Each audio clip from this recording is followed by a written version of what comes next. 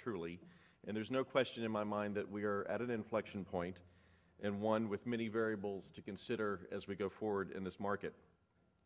Clearly, the aftershocks are going to continue for some time from the pain that we've all taken, and that will probably continue to take for a bit here, and it will unquestionably continue to impact the overall economy.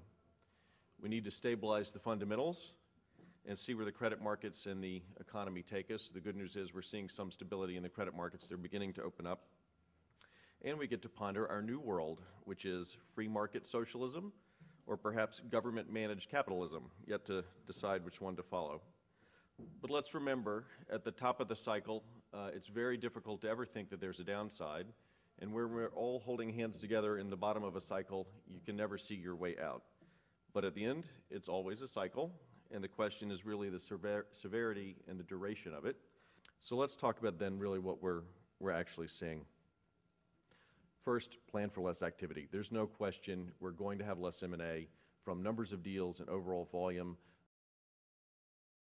The question is, what are we going to see? Well, near term, through the credit markets and the equity values, essentially non-essential M&A has been frozen. It's just not happening. People are focused on only the things they need to do and making sure that they have their credit in place, their business operations focused and right-sized for where we're headed in the economy, and only from that position are they able to think about M&A. Deleveraging continues at every level, and again, as Steve Baronoff pointed out, and I agree, it's very difficult to determine what valuations are at this point, given both the volatility in the market, but also just what's your outlook for the economy. Until there's more direction that we can all agree on, it's very difficult to make those projections and then take a serious action like actually acquiring a company or even selling your company unless you have that knowledge.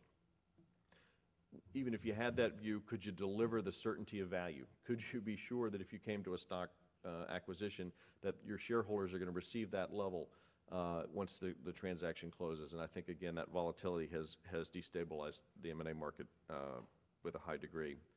So what are we seeing? We're seeing what I call critical care activity, basically bankruptcies and pre-bankruptcies, people who are in dire straits for many reasons, and I'll talk about it in more detail in a moment, but that's what we're seeing currently, and then we're also seeing certain people being opportunistic.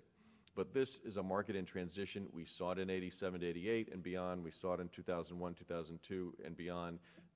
Once you have the boom, then you have the bust, and then what happens is a transitional market where people have to clean up the mess and spend time getting back to basics, and then from that period they can go on to a more aggressive, expansive M&A dialogue. So the two types of companies that will be active, I think, and we're seeing a few currently, medium term to longer term, will be the constrained and unconstrained companies. So the three that we're seeing, I already mentioned critical care. The one advice I would give any company that's even remotely thinking about this, and despite all the dialogue that we heard and read about covenant-light transactions in the buyout community, many of these transactions are going to be underwater just given the multiples that were paid and the overall leverage that was put on. The dialogue may be able to be longer, and you can avoid Chapter 11, and you can certainly have an opportunity to restructure, but everyone gets caught here in a box where they don't want to have the discussion on restructuring debt because of the implications to equity. All I will say is that failure certainly moves at about 10 times the speed of success, and so until you're able to grapple with that and get ahead of it, it's something that could come upon you, and the options are much more limited.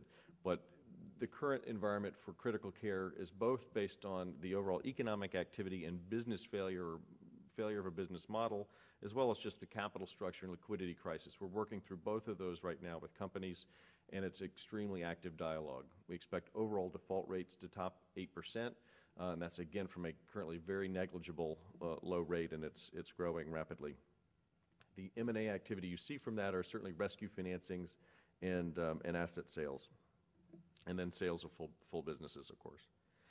The second one we call constrained companies. These are companies that are at no risk of failure, but they certainly have depressed shareholder values, and they must do something from the position they're in. They're either too highly levered or they're too much risk in their business model, not enough business model focus.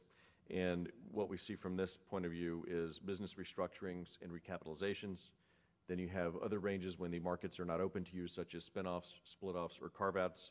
And then, of course, the divestiture of non-core assets. Many, many companies are in this box where they're trying to make sure, as a defensive measure, and not to be taken over or picked off opportunistically by the unconstrained companies, they are aggressively trying to make sure that they're cleaning up their balance sheets and cleaning up their businesses as well as they can without having to sell at too cheap of a price.